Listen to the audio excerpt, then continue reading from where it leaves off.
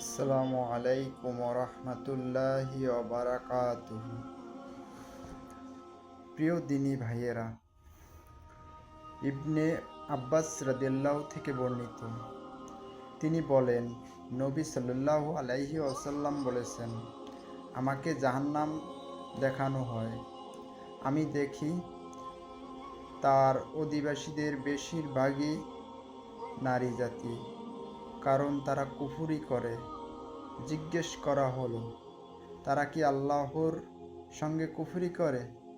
তিনি বললেন, তারা স্বামীর অবাধ্য হয় এবং অকৃতজ্ঞ হয়।